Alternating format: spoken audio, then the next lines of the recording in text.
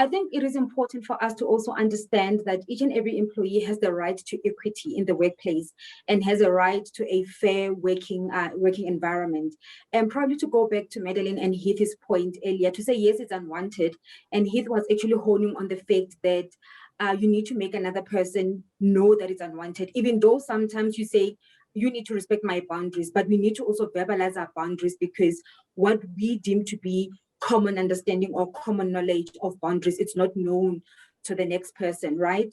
And the importance of making it known to the other person, it's also because sexual harassment issues or cases in many instances are very difficult to prove. You know, we know that in a work environment, we're talking about a balance of probability, but when we go to a court of law, we talk about having to prove beyond reasonable doubt.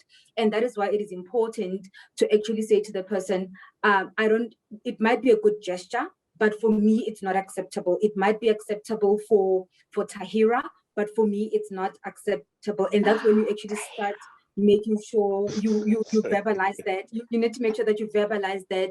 And one of the most important things is for you to actually share your uncomfortableness with a colleague or with a human resources practitioner, or in certain instances, also keep a diary of certain things that are happening, especially if a person is persistent after you telling them. But yes, again, it doesn't have to be multiple instances. One instance, it's enough for you to report a sexual harassment matter. We don't have to wait for it to happen the second time around.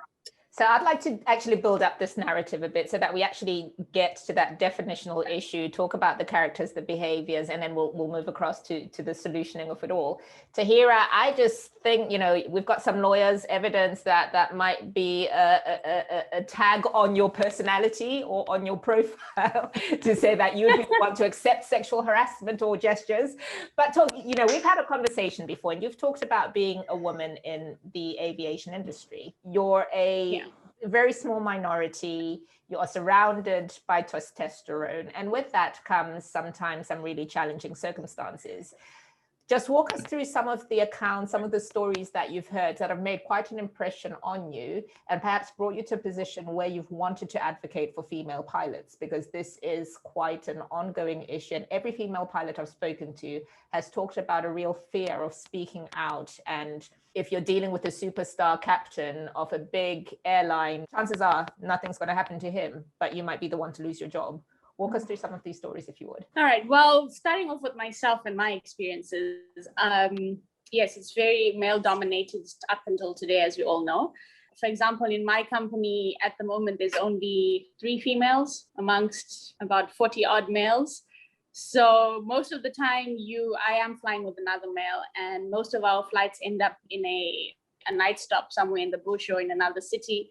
So again, it's, you know, after work, after you leave the aircraft and the airport, you just with this guy, you know, and you try and keep it professional as you can. You meet up for dinner downstairs in the hotel or the camp, wherever you're at.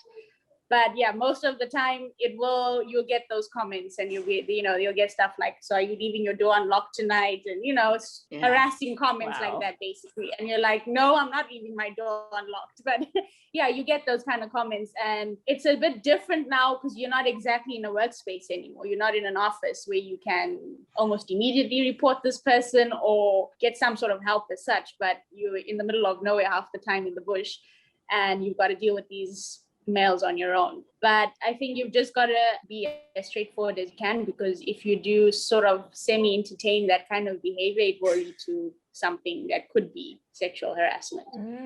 Before Corona did start, we had a lot of junior female pilots that were in our company before they were retrenched. But yes, they were also subjected to a lot of more senior pilots who knew they were going still through interview processes and trying to get the job in the beginning. So about 2 of them did come to me and say that they were told, if you don't do what I want, I'll make sure you don't get the job. So stuff like that does happen. And they don't know anything. It's their first job. They're coming straight out of flying school. So for them, it's, okay, if I don't do anything with this guy, I might not get the job. They don't even know who they're supposed to run to for help, because they don't know anyone in the company at that point.